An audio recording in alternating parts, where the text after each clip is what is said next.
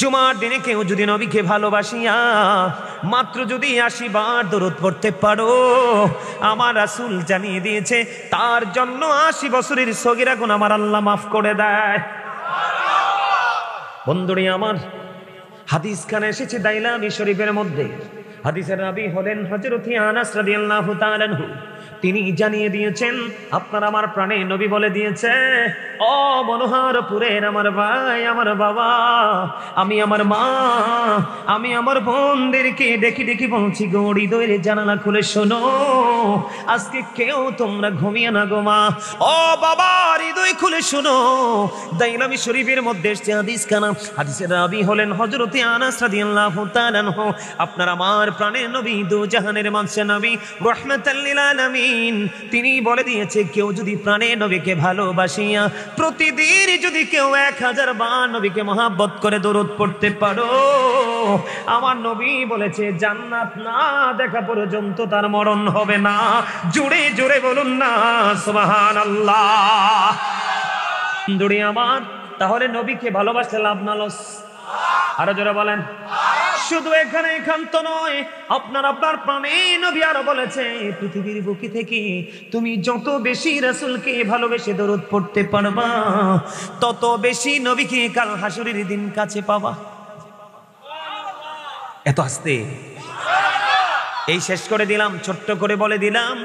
বন্ধুরে আমার, এই যে জিকির আল্লাহ বলেছেন, ইয়া আইয়ুহাল্লাযীনা আমানু যিকুরুল্লাহা যিকরান কাসীরা ওয়াসাব্বিহুহু বুকরাতাও ওয়াসীলা। আল্লাহ বলেছেন ইমানদারদেরকে তোমরা বেশি বেশি করে আল্লাহর জিকির করো, সকাল তো সন্ধ্যা আল্লাহর পবিত্রতা ঘোষণা করো। আল্লাহ বলেছেন ইমানদারদেরকে, খেয়াল করেন, কোন বেঈমান, কোন কাফের, কোন মুশরিককে বলে নাই, খেয়াল করে নামাজ বুঝে নিতে হবে। আল্লাহ শুরুতেই বলেছেন ইয়া আইয়ুহাল্লাযীনা আমানু। আল্লাহ ঈমানদারদেরকে ডাক দিয়েছেন। ঈমানদারের কাছে জিকির মজা লাগবে, মাহফিল মজা লাগবে, ঈমানদারের কাছে আলেমদের জবানের কথা মধুর লাগবে, কিন্তু মুনাফিকের কাছে, বেঈমান কাফেরের কাছে ভালো লাগবে না।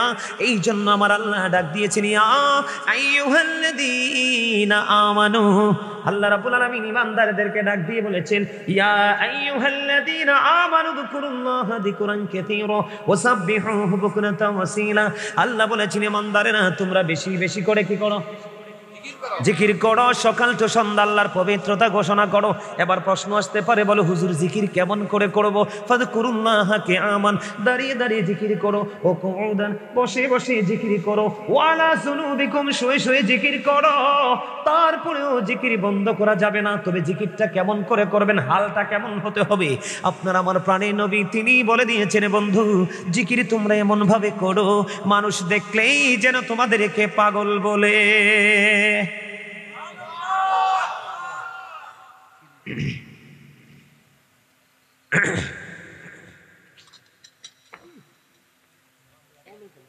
মানুষ দেখলে যেন তোমাদেরকে কি বলে?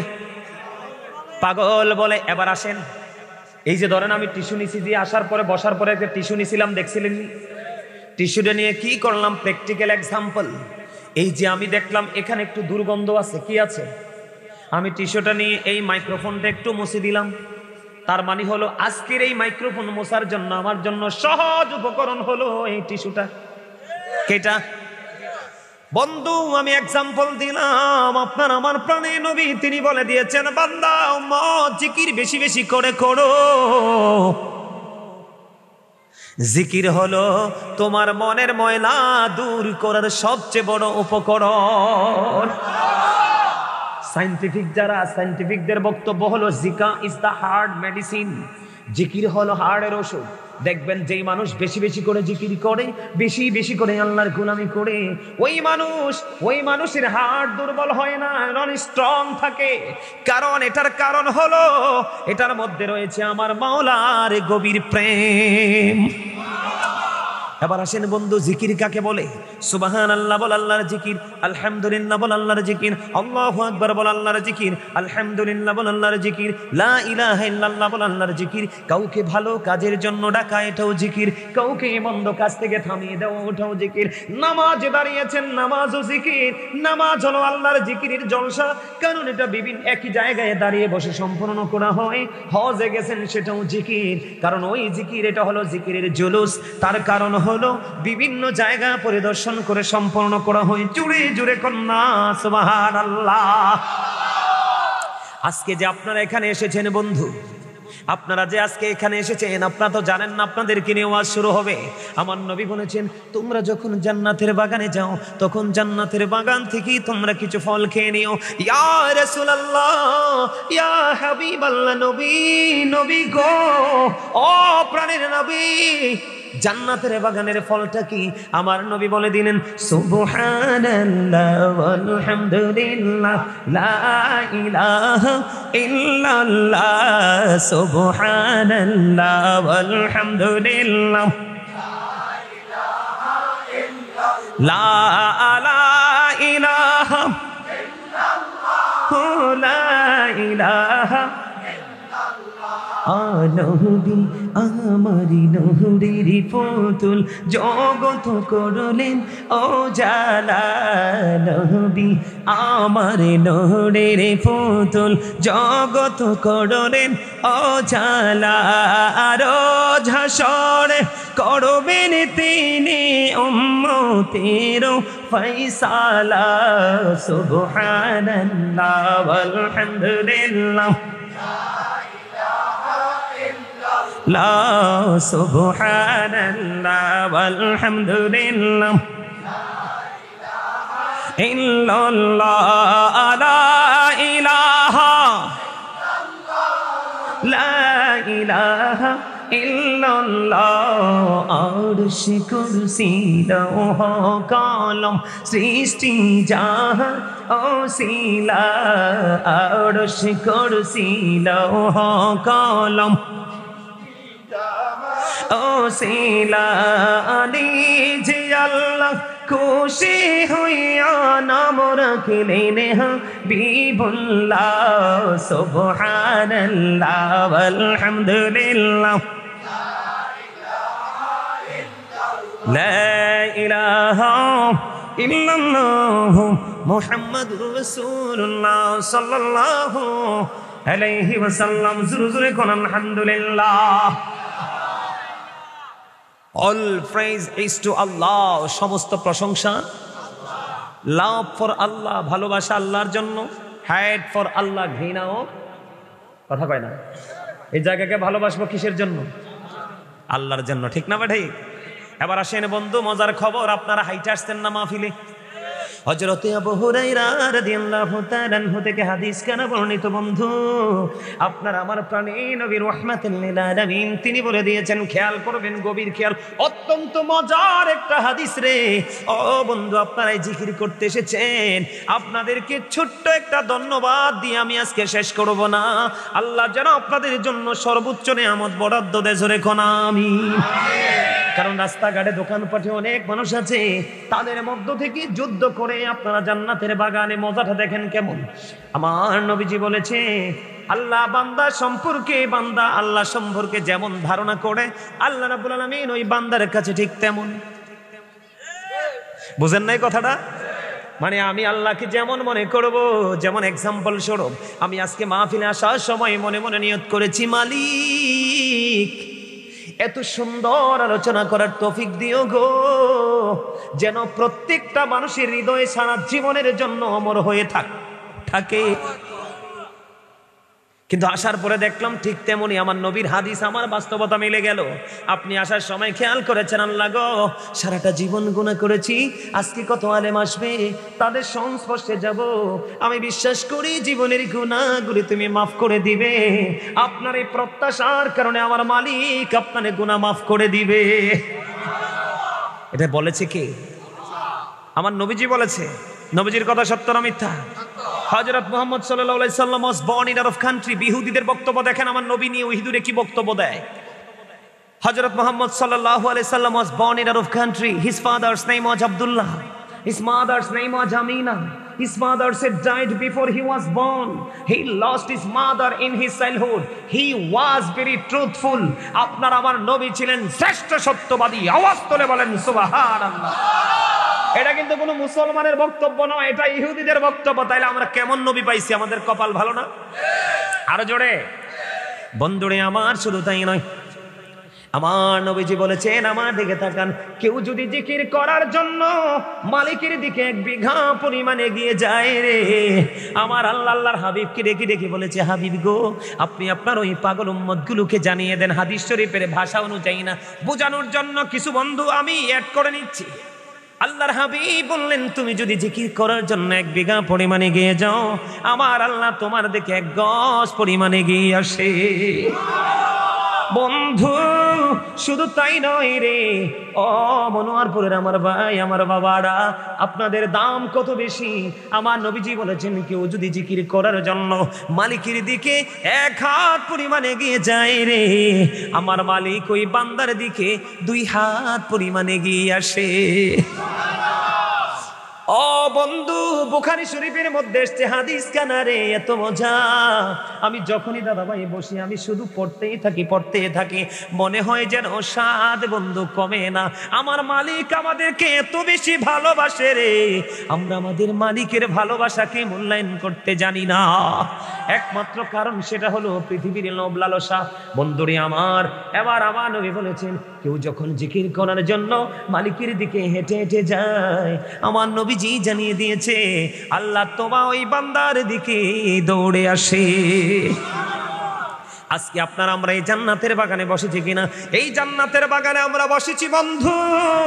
আমার নবীজি জানিয়ে দিয়েছে, হাবিব আপনি জানিয়ে দেন, এই পৃথিবীর বুকে কেউ যদি নরমাল জলসায় বসে বসে মালিকের জিকির করে, আপনি জানিয়ে দেন, আমি তার চাইতে উত্তম জলসায় আমি আমার ওই বান্দার জিকির করি। জোরে জোরে কন্যা সুবহানাল্লাহ। আপনি বসে বসে মাওলার জিকির করেছেন। এখন আপনাকে যদি কেউ প্রশ্ন করে, হুজুর আমি তো আল্লাহর জিকির করি, আল্লাহ এখন কি করে? আপনি বলে দেবেন, আমি যেহেতু হৃদয় উজাড় করে মালিকের জিকির করেছি রে, আমার মালিক এখন আমার জিকির করে। কারণ কোরআন এবং হাদিস দুটোতে প্রমাণিত। জোরে জোরে কন্যা সুবহানাল্লাহ। এই জিকিরের মধ্যে সবচেয়ে বড় জিকির হলো বন্ধু নামাজ। সূরা আনকাবুতের মধ্যে আমার আল্লাহ বলে দিয়েছেন, ইন্নাস সালাতা তানহা আনিল ফাহশাই ওয়াল মুনকার, নামাজ মানুষকে খারাপ কাজ থেকে বাঁচায় রাখে। জোরে জোরে কন্যা সুবহানাল্লাহ। আমার দিকে তাকান, মজার খবর আমি বলি বন্ধু, হাদিস শরীফের মধ্যে এসেছে, আপনার আমার প্রাণে নবী বলে দিয়েছেন, আসসালাতুল খামস ওয়াল জুমআতু ইলাল জুমআ ওয়া রমাদানু ইলা রমাদান মুকাফফিরাতুল লিমা বাইনাহুন্না ইযা তুনিবাতিল কাবাইর। আমার নবীজি বলেছেন, 5 সালাতুল খামস, 5 ওয়াক্ত নামাজ, ওয়াল জুমআতু ইলাল জুমআ, এক জুমা থেকে আরেক জুমা, ওয়া রমাদানু ইলা রমাদান, এক রমজান থেকে আরেক রমজান। এই জায়গার মধ্যে বন্ধু, এক রমজান থেকে আরেক রমজানের মধ্যে গ্যাপ হলো 305 দিনের। কত দিনের? ওয়াল জুমআতু ইলাল জুমআ, এক জুমা থেকে আরেক জুমা পর্যন্ত গ্যাপ হলো 8 দিনের, এক সপ্তাহ। আসসালাতুল খামস, 5 ওয়াক্ত নামাজ, ফজর থেকে জোহর, জোহর থেকে আসর, আসর থেকে মাগরিব, গ্যাপ আছে না নাই? মজার খবর, আপনি যখন 5 ওয়াক্ত নামাজ সঠিকভাবে বন্ধ পড়বেন, গ্যাপের ছোট গুনার কাফারা হয়ে যাবে।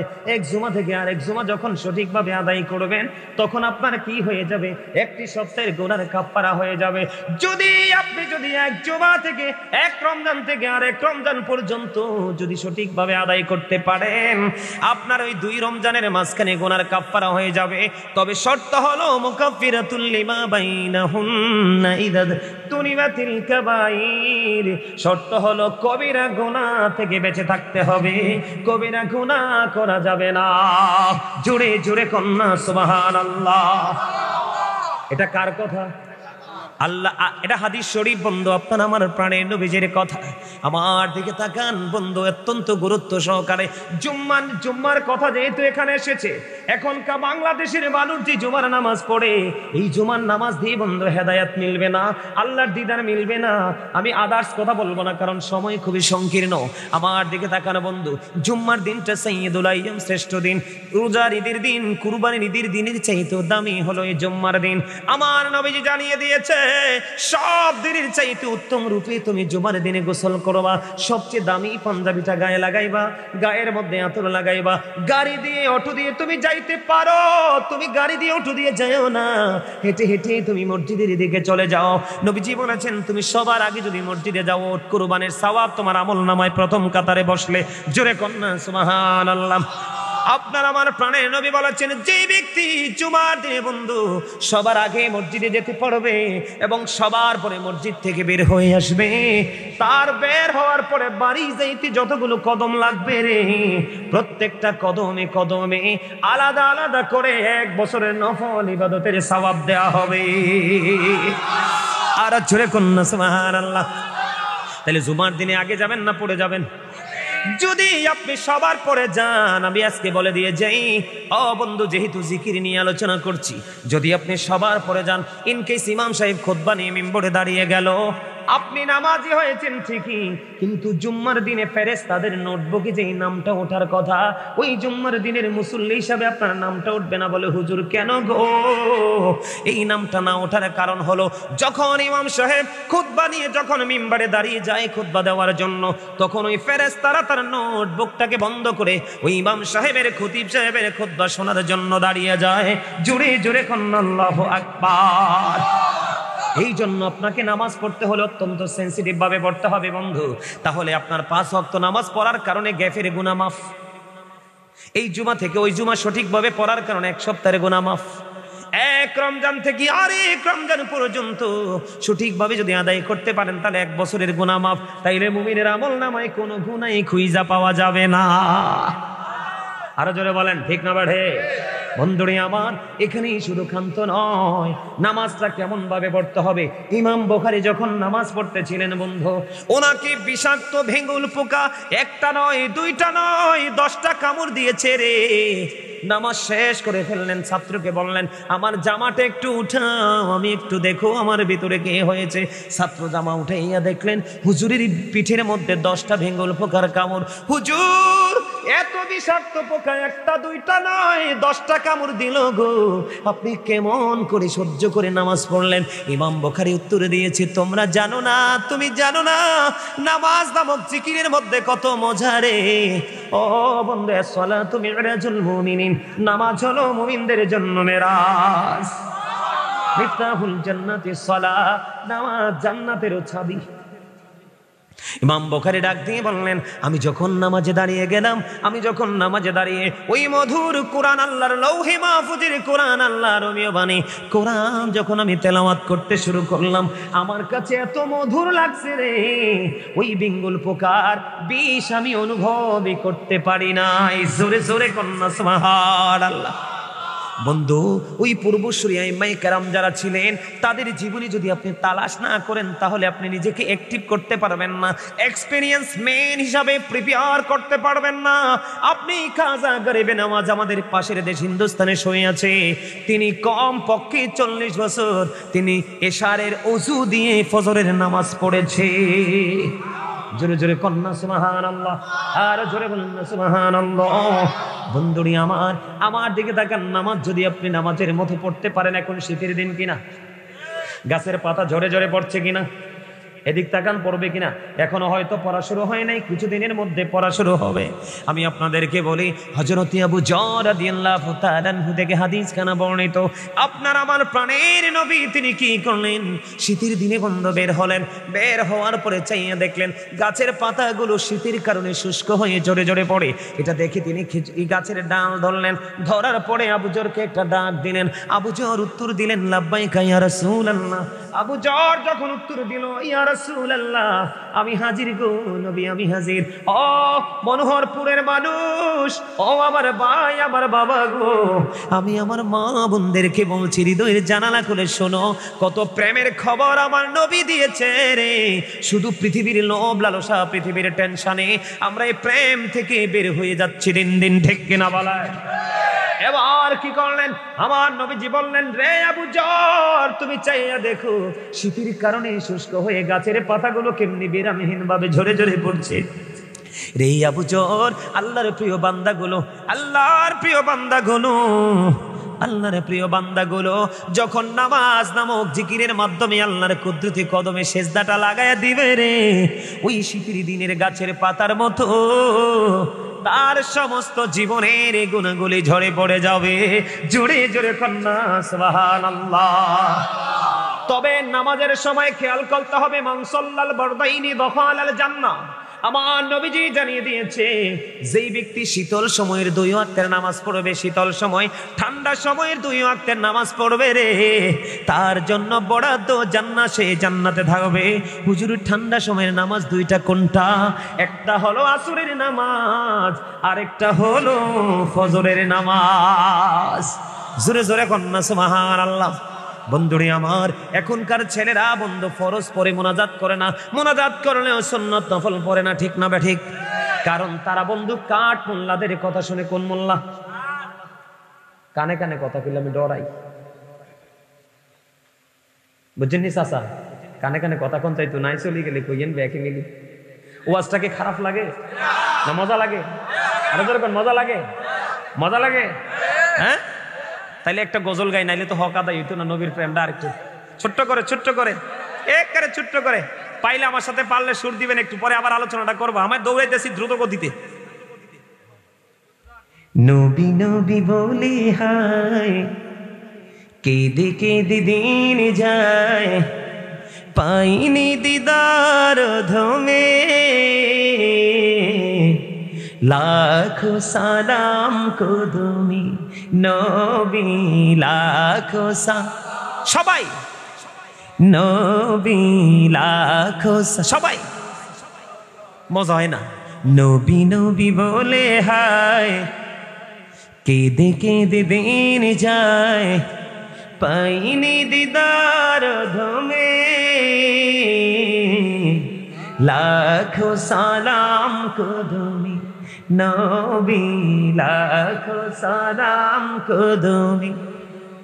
সোনার মদিনায় লুকিয়ে আছো গো, দেখতে না পাই নয়নে, ও গো দেখতে না পাই নয়নে, দয়ারি নজরে চাও, বলেন দয়ারি নজরে চাও, গোলামের দেখা দাও, ধন্য করো জনমে,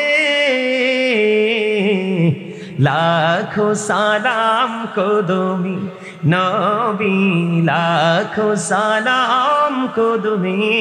মারহাবা, আরো জোরে। এই নবী যে এত মজার খবরটি দিয়ে গেল, নবীর কদমে সালাম দান লাগে না? এই কারণে একটু মনে হয়েছে গজলটা গাইলাম। আমি কিন্তু একজন রাইটার, আমার এই কুল জবরা গজল অভাব নাই ভিতরে, কিন্তু আজকে গাইতে পারবো না। বন্ধুরে আমার, আমার দিকে তাকান।